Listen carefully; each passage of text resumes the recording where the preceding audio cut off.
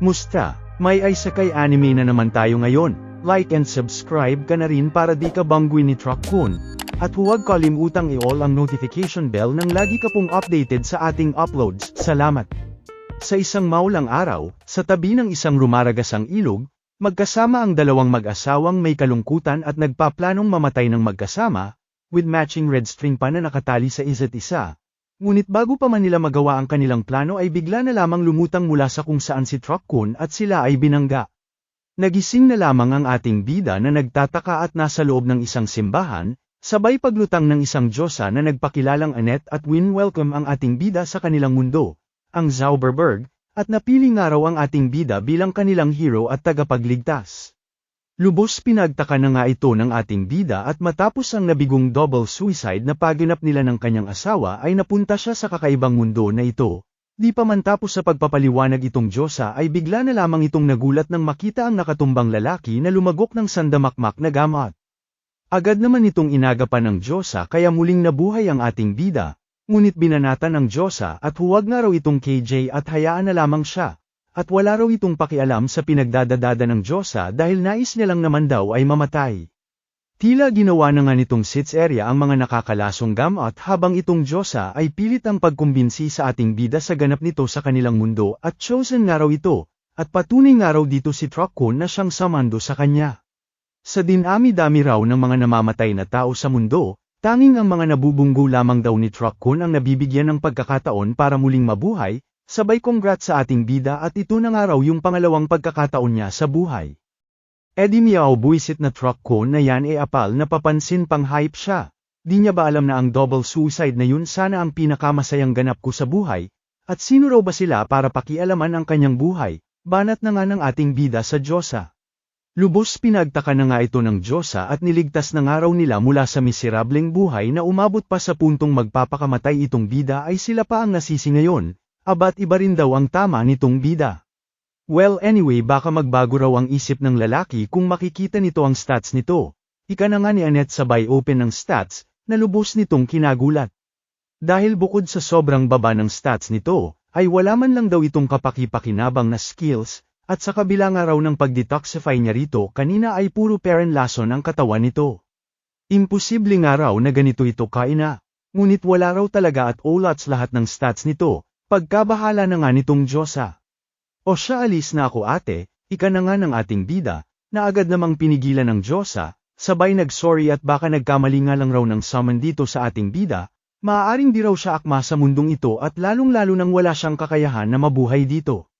Napangiti na nga lang ang ating bida at ganun naman daw talaga ang kanyang buhay, isa raw siyang kabiguan maging saang mundo man siya ilagay at isa lang. Sorry na naman nga si ate Diyosa mo at pagkakamali raw nila ito. At pansamantala ay manatili raw muna dito ang ating bida pagkat delikado raw sa labas lalo na sa estado nitong sadyang mahina. Salamat pero huwag mo ako alalahanin, naghahanap lang naman ako ng lugar para mamatay. Kalungkutan na naman nga nito na tila tumusok sa puso ng ating Diyosa. Sabay pa flashback sa nakaraan ni Annette, at sa lahat daw ng nakilala niyang otherworlders, ay lubhang naiiba itong ating bida. May mga bida-bida, may mayayabang, may mga arogante, na kailangan niyang pakisamahan pagkat siya ang guide ng mga ito. Hanggang sa umabot ang punto na nawalan na siya ng amor sa ginagawa niya lalo na sa mga hero. Teka, ika na nga ni Annette at least daw kumuha man lang ito ng profession, ngunit agad binara ng ating bida at writer naman na daw siya, dati pa, at walang iba, sabay nagpaalam sa Diyosa na may maganda raw na tenga. Natigilan na nga si Annette at may napagtanto, na all this time ito ang lalaki na kanyang pinakahihintay ay Nag-ikot-ikot na nga ang ating bida habang kinakana ang laso na ginawa na nitong snack, sabay na bahala sa system na daldal ng daldal sa kanyang isip at nag-level up daw siya. Sa kung saan ay nagulat na nga lang siya ng may tumumbang puno, at dito nakita ang isang babae na hawak ng isang halimaw na puno. Hoy adventurer tulungan mo naman ako, ika na nga ng pusa sa kanya. Habang sa isip-isip naman ng ating bida ay ang dami niya raw nakikitang may mga kakaibang tenga sa mundong ito, sabay banat sa babae na kung pwede niya raw ba itong gawang ng nobela. Lubos pinagtaka naman ito ng pusa at ano raw ba ang pinagsasasabi nitong adventurer imbes na tulungan na lamang siya. Abat matinding effort na nga ang pinamalas ng ating bida at kinaway-kaway ang kamay sa ere ngunit di niya raw abot, ayon binanata na nga ng halimaw na puno at hinablot. Peste walang kwenta tumulong ka pa, reklamo na nga lang ng pusa sa ating bida. Musta ate, mukhang parehas tayo mamamatay ngayon ribat naman ang ating bida na kinabuisit naman ng dalaga. Unti-unti na ngang sinipsip ng death tree ang kanilang life force at ilang minuto na lang daw itatagal nila ika ni ate pusa. Di ayos pala, banat na naman nga ng ating bida na suicidal at patawa-tawa pa sa dalaga.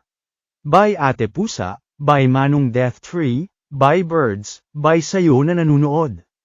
Happy na pa-speech na nga nitong bida, hanggang sa walang ano-ano'y nang itim na lamang bigla ang galami ng puno na nakapulupot dito, na unti-unting nasipsip ng death tree habang si ate pusa ito todo drama at di niya raw inakala na ganito siya mamamatay, di nagtagal ay bigla na lamang bumigay ang durodemonyong puno at biglang naglaho, na lubos kinagulat ni ate pusa at ano raw ang nangyayari.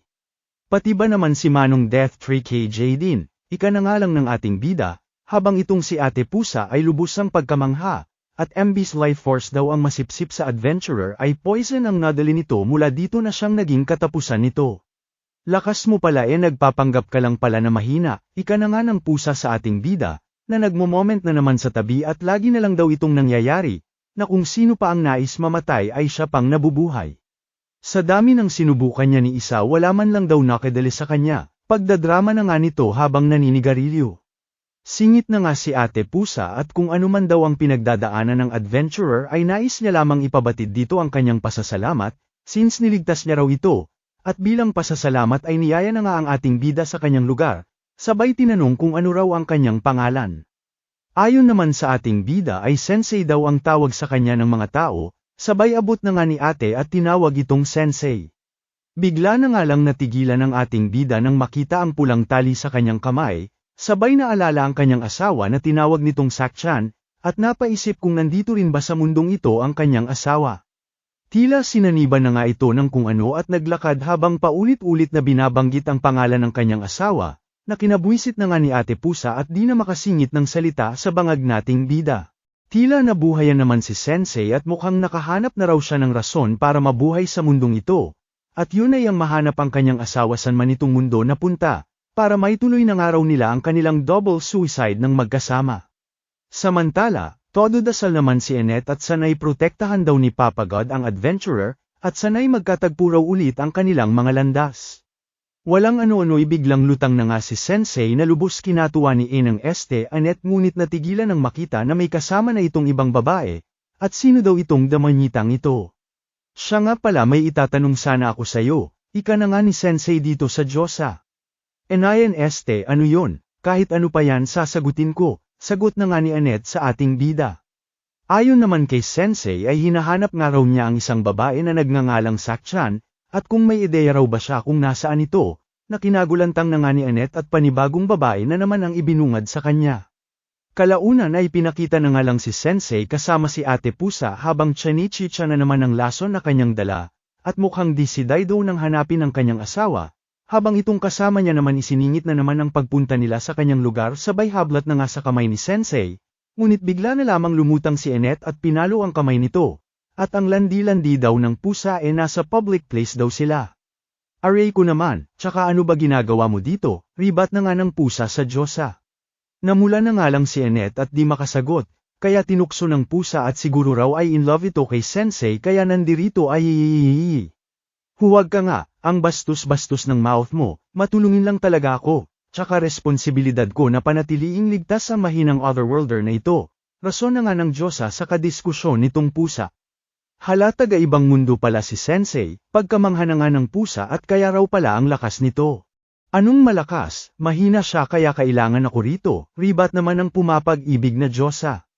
Pangalawang banat naman si pusa at sinabing tinalo raw ni Sensei ang isang death tree at iniligtas siya na kinawindang na nga ni Annette at sa isip-isip ay ganun na raw ba kalalim ang relasyon nito kay Lablab niya. Ito namang bida natin heto kinawilihan ng isang kabaong sa tabi at nagpaalam sa dalawa na matutulog daw muna siya. Good night Annette, good night pusa. Tawa-tawa na nga si Annette at tinawag daw siya nito sa pangalan niya habang itong isa hindi. Kanina pa kasi ayaw magpakilala ano itatawag namin sa'yo buwisit din tong pusa na ito.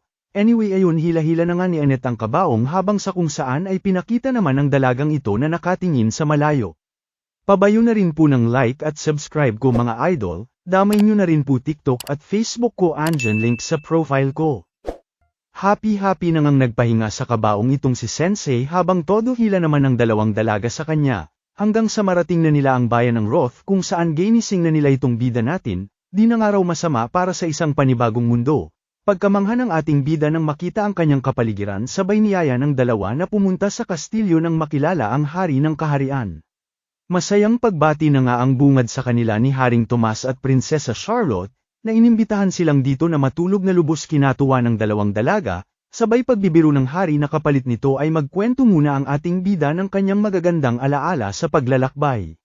Gusto mo kwentuhan kita kung ano pakiramdam matulog sa isang kabaong, banat na nga ni Sensei na lubos pinagtaka ng hari at kung binabantaan daw ba siya ng ating bida.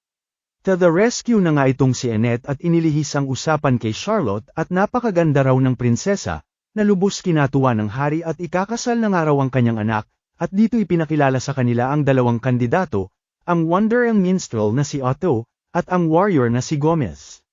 Dahil nga raw sa patuloy na kasamaan ng Dark Lord at hindi niya na ito magawang masabayan paggawa ng tumatanda na siya, ay napagdesisyonan niyang kung sino man sa dalawa ang mapang-asawa ni Charlotte ay siya na ring magiging bagong hari. Ngunit sa kasalukuyan ay wala pa nga raw napipili ang kanyang anak kaya kung pwede ay hingin niya raw ang advice ng ating bida, kung sino sa dalawa ang karapat-dapat para sa kanyang anak. Aba malay ko, sagot na nga ni Sensei na lubos kinagulat ng hari, at nakasalalay nga raw ang kinabukasan ng prinsesa sa tanong na ito sa bakit inaasa lang daw nila sa taong ngayon lang nila nakilala, abat napakalupit mo namang hari, walang kwenta. Ika na nga ng ating bida sabay nag-walk out na lubos kinagulat ng lahat at kinataranta ng dalawang dalaga na lubos nag-sorry, at pagpasensyahan na raw ng hari ang bida natin at isa raw itong otherworlder at medyo may jetlag pag. Kinagabihan ay nagising na nga si Annette at inabutan si Sensei na hindi pera natutulog, huwag nga raw mag-alala ang dalaga dahil ganito raw talaga siya at hirap lagi matulog. Sino po si Sakchan? Biglang tanong na nga lang ni Annette hanggang sa biglang may lumabas na buntot sa kumot ni Sensei. Agad binuklat na nga ito ni Annette at dito nakita si Ate Pusa, at ano raw ang ginagawa ng buwisit at natutulog sa hita ng ating bida. Sa nilalamig ako ano paki mo, ribat na nga nito na kinabuwisit na nga ni Annette at dito nag-flip top na naman ang dalawa habang si Sensei naman ayon umalis na at iniwan ang dalawa. Naglakad-lakad na nga muna ang ating bida hanggang sa makita ang prinsesa sa isang koridor ng nag-iisa, usap mode na nga ang dalawa tungkol sa taglay na ganda ng lawa, sabay banat ng ating bida na tila kay sarap daw malunod sa nasabing lawa. Gulat na nga ang prinsesa sa sinabi ni Sensei kaya napatanong kung may dinaramdam daw ba ang ating bida at nasabi ito. Ibinalik naman ni Sensei ang tanong at mukhang mas may dinaramdam daw itong prinsesa kumpara sa kanya na ikinatahimik na nga ng dalaga. Kalaunan ay nagkwento na nga ito tungkol sa pagkalito niya kung sino ang pipiliin kila Mr. Gomez at Otto. Si Mr. Gomez daw kasi ay isang maasahang warrior na maging ang hari ay lubos ang pagtitiwala, na para sa kanya ay pinakatamang piliin, ngunit sa kabilang banda naman ay kababatang araw niya itong si Otto, na sa tuwing nalulungkot siya ay laging nandyan para sa kanya at kinakantahan siya.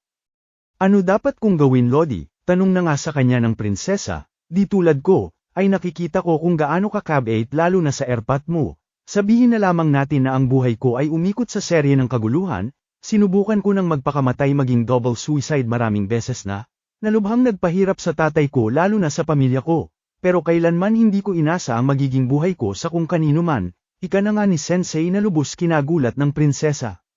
Ang prinsesa raw dapat ang magdesisyon sa kung ano ang nais niyang gawin, at tanungin mismo ang kanyang sarili sa kung ano talaga ang gusto nito. Kinabukasan ay muli na nga silang pinatawag ng hari bilang witness at nakapagdesisyon na raw ang kanyang anak ukol sa pakakasalan nito.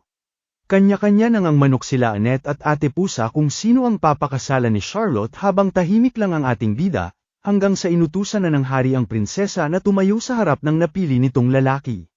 Sa gulat ng lahat ay wala sa dalawa ang pinili nito, bagkos ay tumayo sa harap ng ating bida at napagdesisyonan niya raw na mag-double suicide kasama ito. Nagkahimatay-himatay na nga ang Diyosa sa narinig habang nagpaliwanag naman ang prinsesa sa napagtanto niya matapos makausap ang ating bida. Oo nandyan daw lagi si Otto at kinakantahan siya kapag nalulungkot siya ngunit napagtanto niyang kahit naman daw hindi siya malungkot ay tila multo itong basta na lamang lumulutang, at tila nais lang na may binibidahan ng kanyang mga bagong kanta. Ito naman daw si Mr. Gomez may putok kaya ayaw niyang pakasalan. Lubos na taranta na nga ang hari at di nga raw ito pwede at kailangan may piliin siya sa dalawa, na kinabuisit na nga ni Charlotte at bakit daw kasi pinapakialaman ng kanyang tatay ang pagpapakasal niya nang hindi man lang tinatanong ang opinyon niya. Sa kung siya raw ang tatanungin ayaw niya pa talagang magpakasal. Sa huli wala man lang kumonsidera sa nararamdaman ko, bukod sa lalaking ito, ika na nga ni Charlotte at si Sensei lang daw ang tanging nakinig at rumispeto sa kagustuhan niya. Napangisi na nga lang ang ating bida at ito raw ba ang rason ni Charlotte kaya tinanggihan ang pagpapakasal at napagdesisyonang mag-double suicide kasama siya.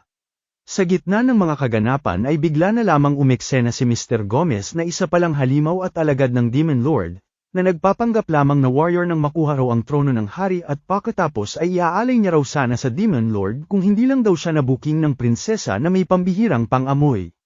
Nagtaka na nga si Sensei kung totoo raw ba ang sinasabi ng halimaw, ngunit agad din namang tinanggi ng prinsesa at talagang sadyang may amoy lang daw talaga ito wala nang iba.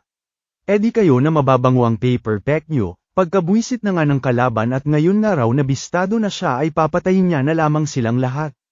Walang ano-ano'y umatake na nga ang kalaban na siyang nagpatamba sa mga walang kwentang kawal, kaya lumaban na rin itong si Ate Pusa. Sa kung saan ay sumingit na nga rin si Otto at ibinida ang kanyang support skills gamit ang kanyang pagtugtog ngunit sa kasamaang palad ay wala namang epek na kinabuisit ni Ate Pusa, habang in-enjoy naman ng ating bida. Napilitan na ngang makipagsabayan ng dalaga gamit lamang ang kanyang sariling lakas ngunit kalaunan ay mas nang ibabaw ang lakas ng kalaban na lubos nitong kinabahala. Dito na nga biglang singit si Sensei at tinawag ang dambuhalang baka, at kung pwede raw ay sila na ang unahin nito na patayin kasama ang prinsesa, since ito raw ang unang request ng dalaga na makasama siya sa isang double suicide. Ikinabahala na nga ito ng lahat lalo na ng hari ngunit iginiit ni Sensei at tila ba sinusubukan ng prinsesa na halatang may pangamba. Hanggang sa pagbigyan na nga sila ng dambuhalang baka. Ngunit sa unti-unting paglapit ng kalaban ay unti-unti ring napagtanto ng prinsesa ang tunay na nilalaman ng kanyang puso, at nais pangaraw niyang mabuhay. Nais pangaraw niyang mabuhay para maprotektahan ang mga tao ng kaharian. Di lumabas din ang totoo, ika na nga ng ating bida at di raw siya nagkamali sa kabaitan ng dalaga sabay itinulak ito papalayo, at di raw ito pwede lalo na bilang double suicide partner niya. Nang bandang GG na si Sensei ay saktong nagising naman na si Annette, na siyang nagcast ng pangmalakasang defense magic dito sa ating bida at hindi niya raw basta hahayaan lamang na mamatay ito hanggat siya ay nandirito. Sa lakas ng spell ni Annette ay nagkadiwasak-wasak na nga ang sungay ng dambuhalang baka, at nang makita ang pagkakataon ay siya nang muling pasok ni Ate Pusa at hinami-hami wave ang kalaban sa sikmura, ayon tumilapon rekta sa lawa.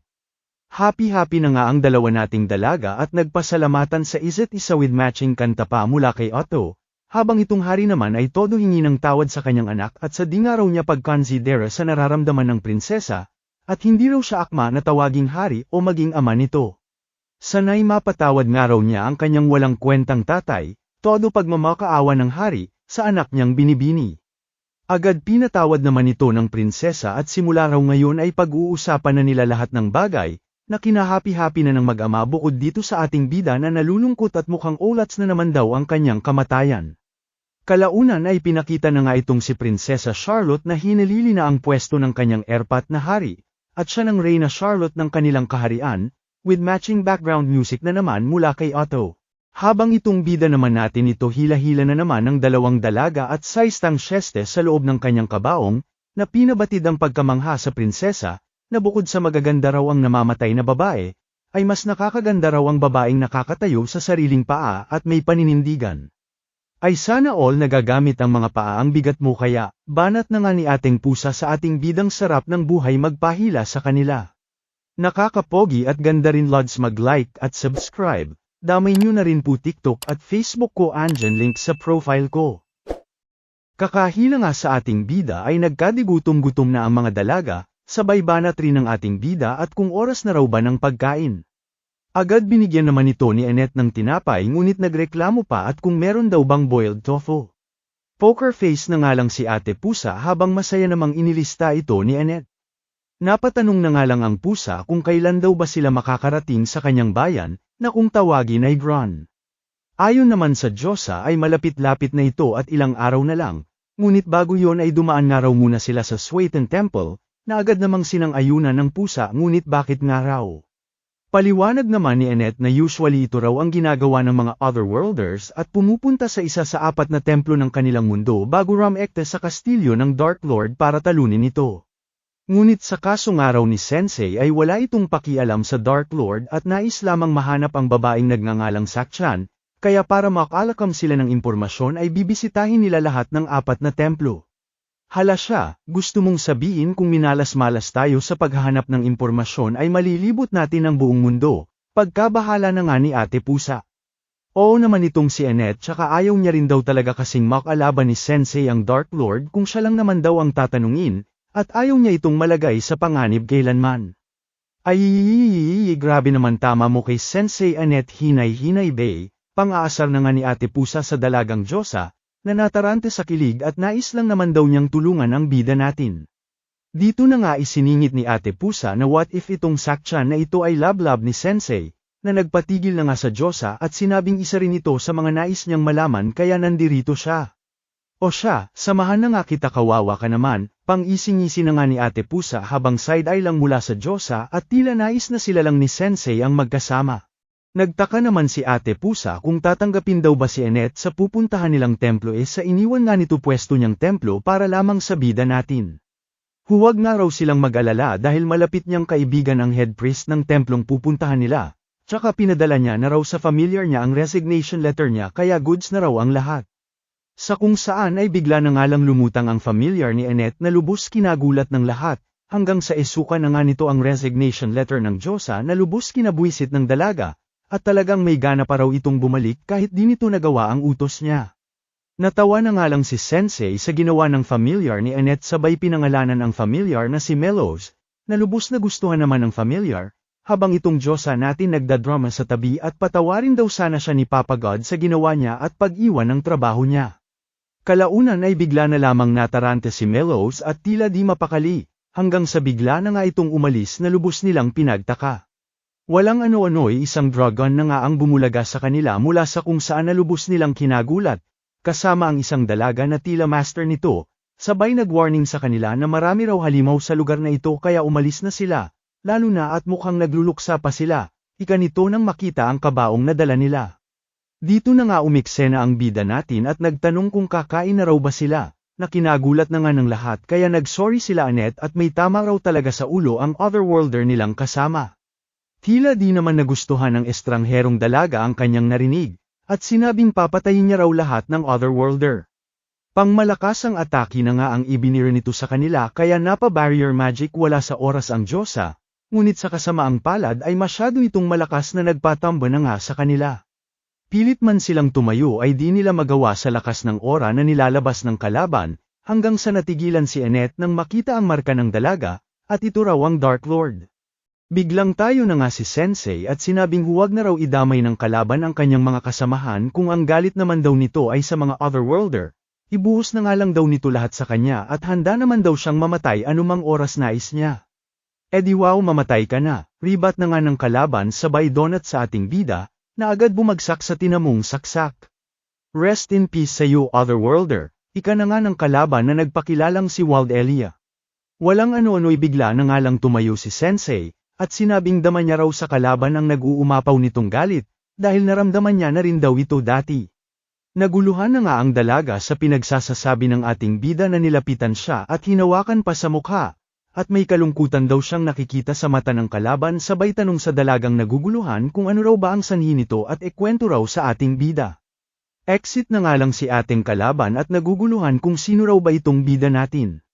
Matapos ang mga kaganapan ay dinala na nga sila ni Melos sa pinakamalapit na templo para humingi ng tulong, na siya rin namang inagapan sila. Di pa man nagtatagal ay pinakita na ngang tumungga na naman ang lason itong bida natin na himalang nakarecover sa mga kaganapan, na kinabwisit na nga ni Ate Pusa habang nag-uusap naman sa may kanto sila Annette at kaibigan nitong priest din. Pasasalamat na nga ang hatid ni Annette sa kaibigang si Isha sabay rekta tinanong ang kaibigan kung may impormasyon daw ba ito sa isang Otherworlder na nagngangalang Sakchan. Wala raw ika naman ni Isha na nagtataka kay Annette, at bakit naglalakbay daw ito na kasama ang isang Otherworlder, bukod pa sa balita ng bigla ang pag-alis nito sa trabaho niya. Dami-dami raw gagawin nito pa ang naisipan nito sa alam naman daw nila na walang kwenta ang mga Otherworlders, na biniyayaan nga ng divine powers para talunin ang Dark Lord ngunit ginagamit naman para sa kanilang mga pansariling interes. Pinag-uusapan pa nga lang ng dalawa ay biglang sumingit na nga sa eksena ang isang Otherworlder na rapper at dinidigahan sila, at ibinida ang kanyang skills na tinawag nitong mass production at naglabas ng sandamakmak na pera sa harap ng dalawang dalaga. Sa buwisit ni Isha ay sinigawan na nga nito ang pab-ibong kalbo, ayon todo takbo si Gago. O kita mo na sinasabi ko, ganyan silang lahat, ika na nga ni Isha ngunit kinontra ni Annette at iba raw itong bida natin. Nap-Jesus Mariusep na nga lang ang priest at mukha pa lang daw ng ating bida ay di nakatiwatiwala, kaya lubayan na nga raw ito ni Annette. Drama mode na nga ang bida nating Diyosa, at kung di raw sa ating bida ay wala raw sana siya dito ngayon. Wala raw sanang pagbabago sa kapalaran niya. Tsaka higit sa lahat Katie wala tiwala siya hindi tulad ng sinasabi mo. Habang binibigyan ng sandamakmak na pera si Sensei at ginawa na nga siyang sugar mommy. O siya wala na kung magagawa sa tama mo. Ika na nga lang ni Isha at ano raw ba ang kapangyarihan na nakuha ng ating bida bilang isang Otherworlder.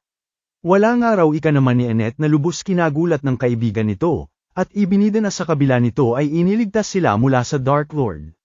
Teka. Pagsingit na nga ni Isha sa sinasabi ni Annette, at sinabing ano raw ang pinagsasasabi nitong Dark Lord sa napatay na raw ang Dark Lord ng isang Otherworlder 7 araw na ang nakakalipas, sabay pinakita ang trono ng Dark Lord na tila may nakaupong Otherworlder habang sa malayo ay nakatanaw naman ang naiwang anak nito, ang dalagang nakasagupa nila Sensei. Lubos na gulat naman si Ate Pusa nang malaman ang balita sa pagkasupil ng Dark Lord 7 araw na ang nakakalipas habang tuwa at pagbubunyi naman ang nadama ni Annette ukol dito. Yehe na nga ang dalawa ngunit pinagtaka kung sino raw ba yung dalaga na nakasagupa nila kamakailan lang. Ngunit mas pinagtaka ni Ate Pusa ang pagsaman sa ating bida sa 7 araw na rin itong nakakalipas, kung saan patay na pala ang Dark Lord so bakit pa daw sinaman si Sensei? Habang sa gilid naman ay namamroblema ang ating bida at sinusubukang magsulat, sa mga kaganapan simula nang dumating daw siya sa mundong ito, ngunit sa kasamaang palad ay di niya raw magawa at siya ay nahihirapan. Di ibig sabihin na isulat mo rin ang una nating pagkikita Sensei, tuwang-tuwang pagsingit na nga ni Annette, ngunit agad din namang nabasag ng sabihin ng ating bida na wala siyang isinulat tungkol sa Diyosa. Ayon naman sa bida nating ginawa na namang pulutan ang mga lason ay sa di malamang dahilan daw ay tila nabuhayan siyang magsulat ng mamit si Wild Elia, ang dalagang dragon ang kasama. Sana raw ay magtuloy-tuloy na ito at may iba pang bagay na magpapa-excite sa kanya na magsulat. Dito na nga inirekomenda ni Annette na lumabas sila sa bayan para mag-relax, at sakto may mga bagay daw siyang bibilhin dito kay Sensei para sa kanilang paglalakbay. Dahil nga sa mga nakaraang kaganapan ay ibinili nila ng pangmalakasang armor itong si Sensei, at nang di na raw mapahamak kung sakaling may bantaman sa buhay nito.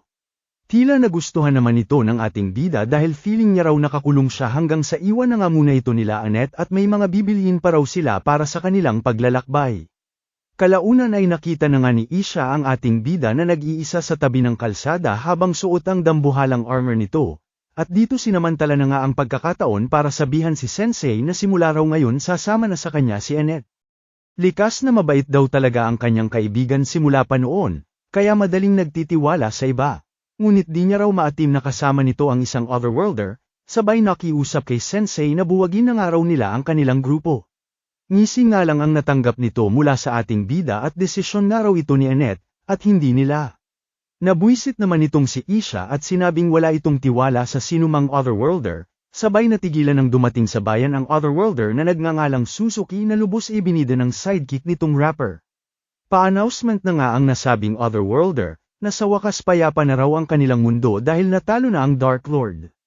Happy na nga ang lahat ng marinig ito ngunit umeksena bigla ang pang-ising-ising lalaki, na since utang na loob daw nila ito lahat sa Otherworlders ay simula na raw ngayon ang panibagong mundo sa pamamahala nila, at tinawag nitong Great Hero Age.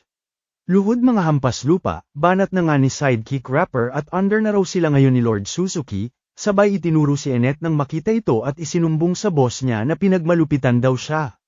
Agad lumapit na nga ang lalaki at ang kapal daw ng dalaga na pagmalupitan ang kanilang mga bayani, sabay hawak sa ulo ni Annette at ngumisi. Pa-happy na rin lods ng like at subscribe, damay nyo na rin po TikTok at Facebook ko andyan link sa profile ko. At syempre bilang ganti sa mga solid supporters ng Recap Candy ay may pag-giveaway po ako ng 1K every month po ito. Comment, like, share, at syempre pinaka-importante subscribe ka lang po. Mas malaki chance ng active po sa comment section. Hihi, salamat.